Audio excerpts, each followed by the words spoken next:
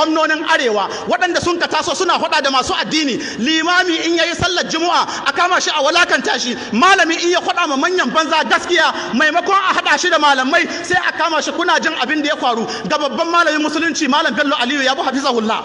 Wannan malamin Malam Bello Yabo ya ce duk wanda ya hana sallah Allah ya kare shi. Yana da wani laifi ko bayan wannan? Yana da wani laifi? Baya da wani laifi in ba wannan magana ba. Ya ce duk wanda ya rufe masallaci ya ce ka ai sallah Allah ya kare shi. An ka samu shegen tsuntsu Kaduna yayi tab da shi. Muna roƙon Allah, ya Allah, wani ɗan canjahin tsuntsu ya kama Bello Yabo, ya Allah ka kama shi inda ba a tsammani. Ya Allah ka kare shi inda ba a tsammani. Ya Allah ka mai sai habaru kana. Ya Allah duk gwamnan da adda irin manuhati Allah ha kare shi.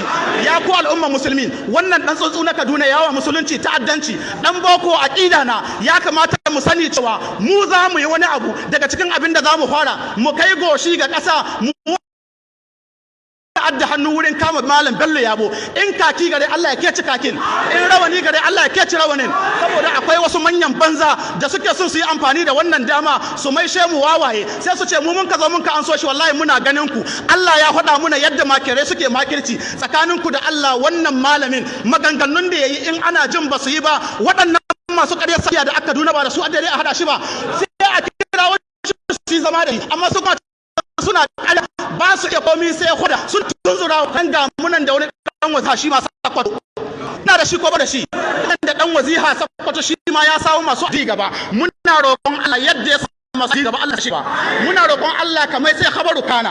Ya Allah ka hana mulki ko na cikin gida ne, Allah yadda kake kare wanda duk ya taso masu addini Allah ha kare shi. Duk makircin da aka yi kakku raba ɗayan biyu. Abinda kun ka ga an wa Malam Bello Yabo target na gwamnonin arewacin Najeriya kansu da yadda kun ka ga an yi mai duk wani malami da adda wannan fahimta haka za a yi mai. Jama'a za mu sa idanu mu kyale a halaka mana malamai. Don haka mu muna kira ga aiji ƙasa, wallahi shi hankali kan Malam Bello Yabo ya samu matsala hannu nai. Wallahi wada da masu addini akwai matsala. Mu ba mu yadda ba mu amince ba. Mutanen da sun ka ɗauke shi wallahi ba mu yadda da gaskiyar su ba. Wallahi in ya dawo janna har bayan shekara ɗaya har shekara 5 in mun kaga wani abu ya taso, wallahi ba irin waggar rashin lahiya ta da an ka saba gani ba. Ana ba mutum pozin ko ba a bashi. Ana ba mutum pozin ko ba a bashi. Ana bashi sai bayan watanni shi aiki ko bai. Don haka ya ku al'umma idanun mu buɗe, alƙawali na aggare mu. Wallahi duk wanda ya kashe mu na mali ko matsayi ne sai mun kai shi. Duk wanda abin da kun sani da ta kayan mu, wa in aqabtum fa aqibu, in aqabtum fa aqibu bi mithli ma uqibtum bi. Allah madaukake ce in an ka afka muku ku afka gwargwadon yadda an ka afka muku. Don haka muna jan kunne ma'aikatan tsaro ku yi hankali, ba yaran gwamnoni kuke ba. Ya kamata ku sani cewa duk wani hadari da ake son a jawo, yanzu ku riba muna cikin bala'i na kinnafa, muna cikin bala'i na yan ta'adda, muna cikin bala'i na yan ta'adda Boko Haram, ga sunan su zama muna alaka kai. Yanzu kuke son ku takar wani sabon bala'i.